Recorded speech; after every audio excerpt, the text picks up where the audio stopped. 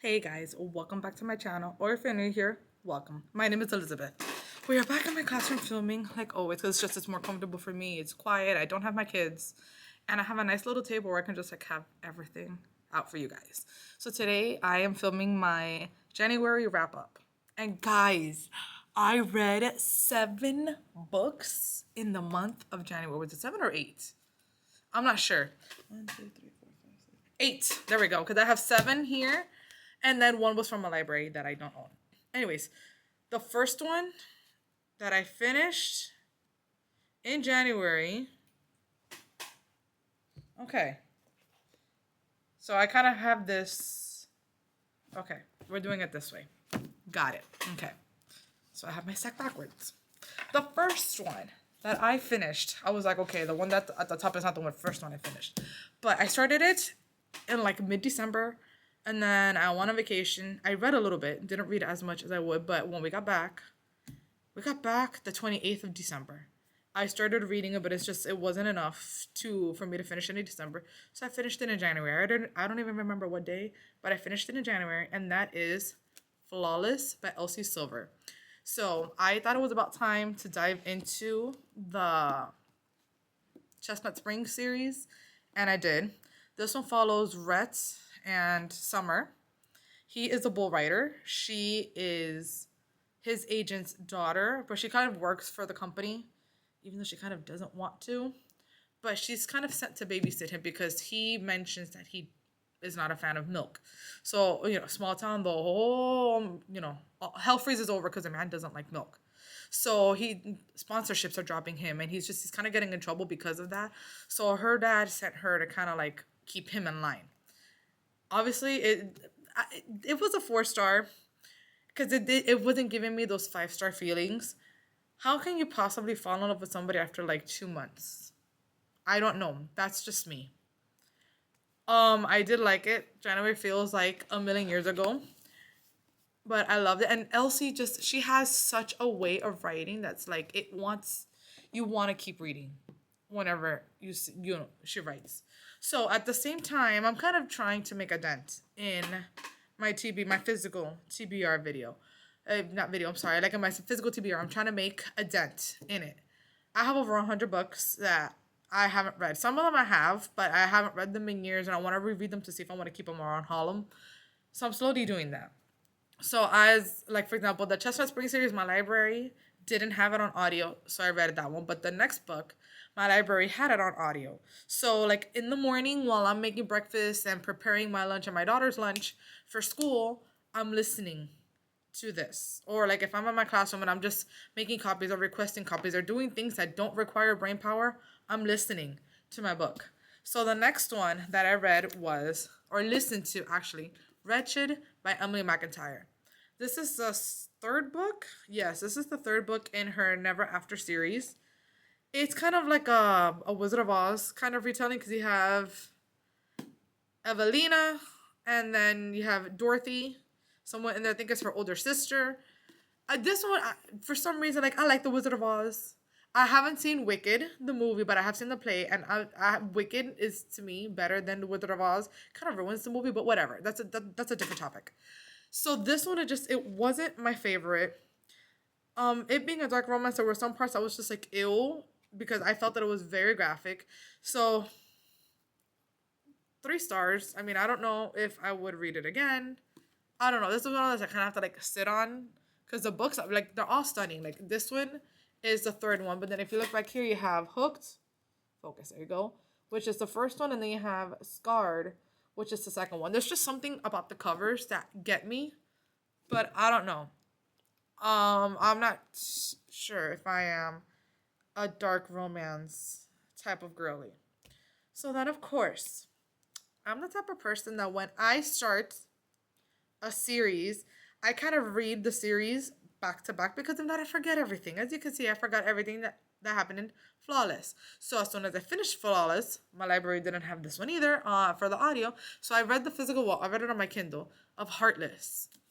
I think this one was my favorite out of the series. This one follows Cade, which is the oldest Eaton brother, and he's a single dad to Luke. And then this one has Summer from the first book, her best friend Willa. They meet at a coffee shop because she drops her panties in front of him. Yes, you heard that correctly. She drops her panties, her spare panties, in front of him. And it was just so cute. I have so many like highlighted quotes and so many moments because he is a single dad.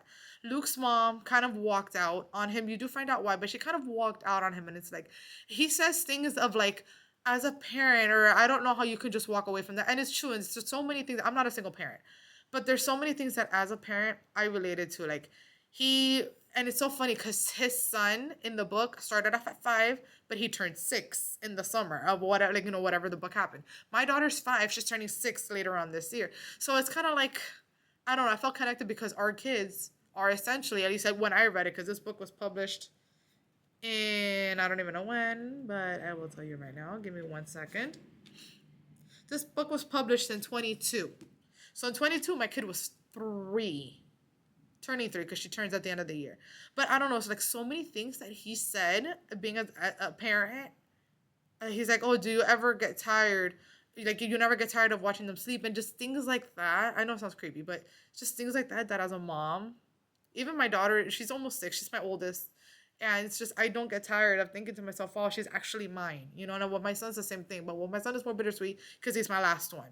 So, but I loved this one. It was not a 5-star. It was a 4-star as well. But this one I think was my favorite book out of the series. I can relate to Cade in the sense of like the way he expressed himself about being a parent and things like that. Really, really good. So 4. And then after that, I picked up the 3rd book in the series, which is Powerless. This one follows Sloane and Jasper. Now, Sloane is the cousin of the Eaton boys. Jasper is Beau's best friend. And then question. This one, there's not so much, they're all age differences. This one is not so much an age difference, but this one, I think he's like 13 years older than her. Yes, 13 years older than her. Like, why?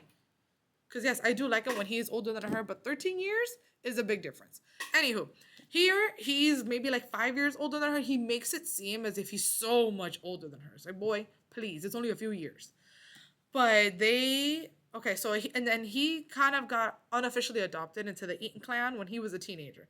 The way that they speak about it throughout like the whole series before you get to this book, it makes it seem as if he's been with them since he was like 10. But he's been with them since he was like 15, 16, or 17. And it's explained here. It's with Beau, which is the middle Eaton brother, because there's 3 boys. It's Cade, Beau, and then Rhett is the youngest. So he became like an honorary Eaton through Beau. And he is a hockey player. And as soon as Sloane started developing into a woman, he started taking notice of her. And there's a running joke about them having, like, their kids having tails because they're cousins. They're not really cousins. Jasper is not biologically related to any one of the Eaton boys or Sloane. Therefore, he is not her cousin. But she is a ballerina. I wish I had the ballerina cover of this, but it is what it is. But she is a ballerina. He is a hockey player. She is engaged to somebody that her dad wanted her to be engaged to. And Jasper helped her realize that that is not what she wanted. Again, it was another 4-star. It wasn't giving me the 5-star tinglies. But it's okay. I loved the series. And then at the same time that I was probably reading those 2 books, I was listening to the Lonely Hearts Book Club by Lucy Gilmore.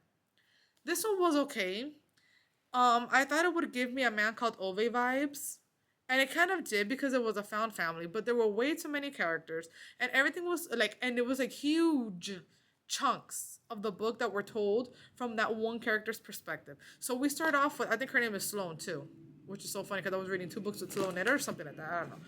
But it starts off, I think, with Sloane. Yes, it starts off with Sloane.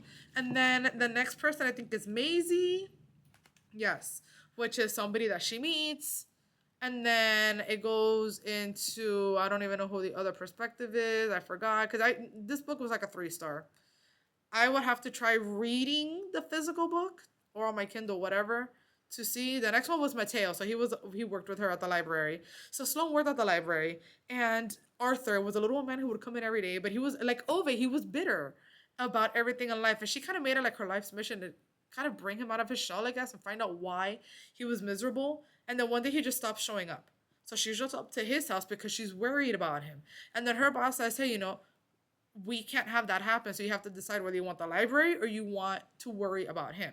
So she chose him because she quit her job, and it's all based on that. She's also engaged, and it was way too many characters. Maybe I wasn't in it because I was listening to it instead of actually like reading it. I don't know. That was probably my lowest rated book. Not my lowest rated because I gave other books 3 stars, but it's just, I don't know. I thought it would be something else that it wasn't. So that's just, maybe it's my fault. I don't know. But I was kind of bored with that one, so I needed a pick me up, and I picked up Reckless by Elsie Silver. This is book 4. This one follows Theo, which has nothing to do with the Eaton boys, but he is like, Brett is his mentor. I don't know how to say it the other way, but Brett is his mentor, and it deals with Winter, which is Summer's sister. Yeah, a long story. But I was wondering because the way that the first book ended, things were kind of looking up for Winter and Summer. And I was like, dang, when is Winter coming back? She comes back in this book. It is not a spoiler because it literally says it here, but that little plus sign is going to make the secret impossible to keep. So their deal was that they were going to have a one-night stand, no strings attached, and like never speak of it again. No one was ever going to find out. And then she falls pregnant. She did try to tell him, and he kind of blows her off, and that pissed me off because I was like, how do you do that? Like maybe I could understand, yes, you have a whole bunch of women constantly maybe telling you, oh, you're my baby daddy, but I don't know. Whatever. I found out, more about it in the book. Another thing I didn't like about that one, it's like 2 to 3 years, but she is older than him. I've said it before. I don't like that. I had a bad experience with someone 11 months younger than me. And I told myself never again. So it kind of reflects in my reading taste too. I don't like it when she is older. This one, okay, so they end up having a daughter. And the daughter, it's a span of from her 9 months, like she's 9 months old to the first year of her life. And it was just like I felt myself seen with Winter because when I was on maternity leave, I would let my husband sleep because he was the one, like so to speak, that was maintaining the house. But it's just like I kind of miss the newborn stage because it is easier. They don't walk around. They don't throw things as my son is in the throwing stage. They're easier to control, but then there's a lack of sleep. There's a lack of I don't know what you want because I don't understand what you're telling me. And it's just but then you get to other first and it's just I don't know. I was constricted. I was like, oh, it kind of makes me want to have another one. I can't. My tubes are tight, but it's like, oh, it makes me want to have another one. But then you're like, yeah, no, my son is already walking, trying to potty train him. So it's like, no. But Theo came around. He was a really nice guy. There was a part at the end of that book that made me cry. It was a surprise that she had for Theo. If you've read the book, you know what happens towards the end. Um, and because he was expecting one thing, and she surprised him with 2 things. So I didn't know what the second one was. I thought that the second thing involved her husband, Rob, or her ex-husband, excuse me, Rob. But I didn't think that it would involve Theo the way that it did. So seeing that was really, really sweet. I give that one also a 4-star. And by this point, I'm kind of like, I'm not in it anymore, guys. It's like, I want to finish it, but at the same time, it's like, I'm over the series. But that's okay, because you'll have to find out if I ever finished or if I ever even started Hopeless, which is the 5th book. And then on the 31st, we kind of started getting sick. And on the 31st, okay, so the 30th, from the 30th to the 31st, that night my son didn't let me sleep. It was 1 a.m, he wanted to party. So I was like, oh, I was super, super tired that Friday. I couldn't finish. Fine, I'll give you a clue. I read Hopeless, but I couldn't finish it on the 31st. I was too tired. So I'm like, okay, I have half an hour left of listening to this book. So I'll listen, and then that'll be like the last book that I finished. Oh man, and I still need to talk about the other one that I don't have from the library. I forgot about that. Okay, well, I'll do that. Let me do that one now before I forget, because that's what happens to me. So I read Lore Olympus Volume 7. Don't ask me what happened. I don't remember. When the 8th volume comes to my house from my library that I pick it up or that it's mailed to me, I will remember. It is a graphic novel. I am invested. She's on trial. That's what she is. She's on trial because supposedly she killed a whole bunch of men. Persephone. She killed like a whole bunch of men. So she's put on trial now. So that's where it ended, kind of like in the middle of the trial. I think it's like the first or second day of the trial or something. It kind of ended in the middle of that. So I cannot wait. I think it comes out like in either March or May. I don't know. It's one of the 2 M months. So I cannot wait to pick up the next book so I can see what's gonna happen in the trial. But anyways, like I was saying before that, the last book that I read in January was, or listened to actually, was Twisted by Emily McIntyre. This is the fourth book. Yes, because I have two more at home. And this is like an Aladdin retelling. I think it's like chapter 37, 30 something. It's like, why is there a whole book or a whole chapter full of smut? I get it. Smut. I'm sorry, guys. I'm really thirsty. And I have no water in here. Hold on. Sorry. I don't mind smut in books, but it's like, why is there a whole chapter on it? I don't need a whole chapter. I don't know. Like, that to me, listening to that to me felt like too much. You could give me a little bit, but just not all of it. I think I gave this one 3 stars too. I don't know if it's maybe because I'm over the series as well. Maybe I need to give myself a break. But like I said earlier in the video, I want to make a dent in my TBR, my physical TBR. At least my library has it where I can listen to them. I don't know. I don't know. Hooked so far has been my favorite of the series. Scarred, I liked it because it reminds me of my best friend and like her crush situation. But other than that, like the last two have been kind of like duds. Either way, I'm really proud of myself. I read 8 books. I don't think I've ever read 8 books in a single month. So that makes me very, very happy. So I want to know what books you guys read in January. Did you read any of those that I read? Have you ever read any of them? What were your opinions on them? Go ahead and let me know in the comments down below, and I'll catch you guys next time. Bye.